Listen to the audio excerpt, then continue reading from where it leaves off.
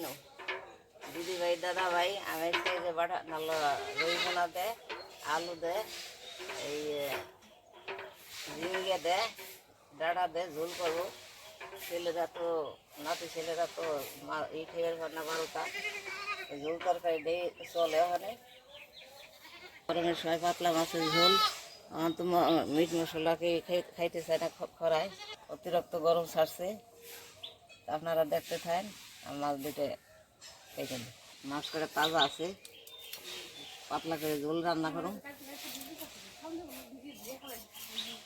ডাঁটা দেবো আলু দেবো আর ঝিঙ্গে দেবো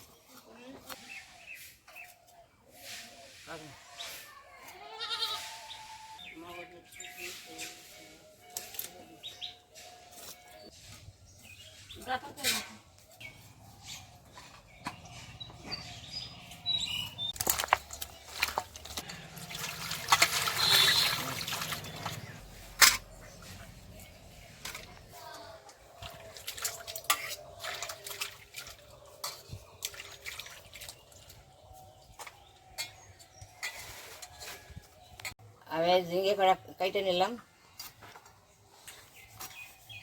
তারপরে 2টা আলু দেবো তারপর 2টা ডাঁটা দেবো তাই দিয়ে ঝোল তরকারি হবে গরমের সময় পাতলা পাতলা করে তরকারি রাখলে স্বাদ লাগে আর এইটা হয়েছে তোমার বাটা পোনা তাহলে হাটে কোনো ঝিঙ্গে আনছি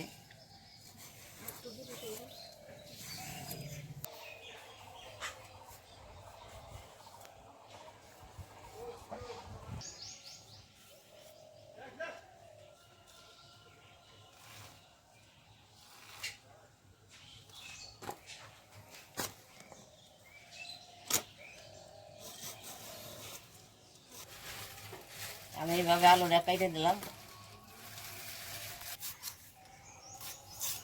এই দেখেন ডাঁটা দে দুটো ডাঁটা দিলাম শুলে ডাঁড়াই স্বাদ আসবো তরকারিতে লঙ্কা দিলাম দুটো ধইনে দিলাম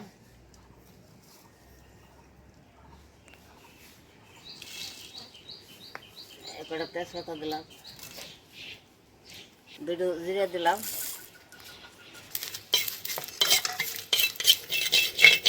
ভাজা হয়ে গেল আর নামাই দিলাম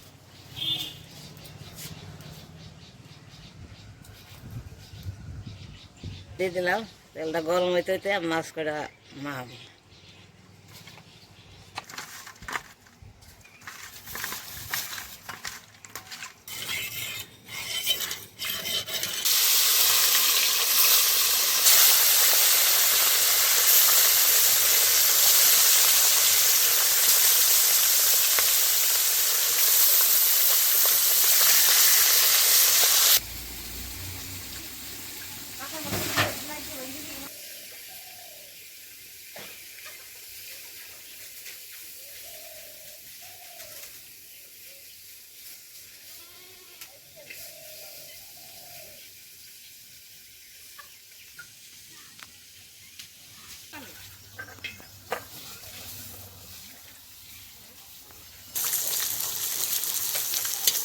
তুলে হয়ে গেল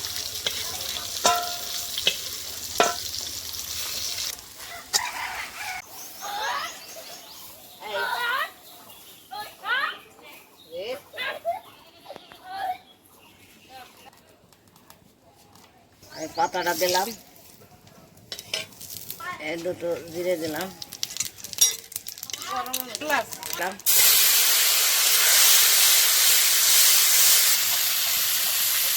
লঙ্কা কটা শিল দিয়ে বাড়াতে দেবো কটা আমি বাইরে দেবো শুকনো লঙ্কা ঝাল তো খায় না এটা রুগী আছে ব্যক্তি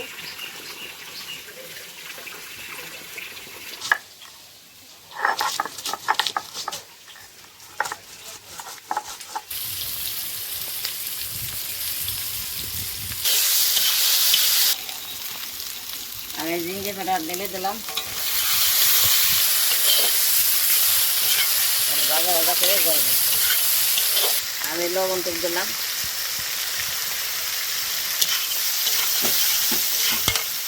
আমি পরিমাণ মতো হলুদ টুক দিলাম,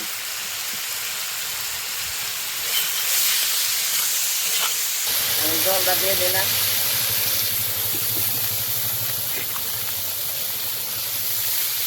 গরমের দিনের তরকারিটা গোল গোল করে রান্না করলে আলু খাইবো না, এটা খাইবো না, ওটা খাইবো না। ঝিঙের তরকারি গরম হয়, তাজা মাছ খাই না গো। দুটো দইনে দিছি, দুটো জিরে দিছি, দুটো শুকনো লঙ্কা আর দুটো তেজপাতা, এ আমি মিক্স করে বাইরে তরকারিতে দিলাম। মাছ করা ঝোলের উপর দিয়ে দিলাম।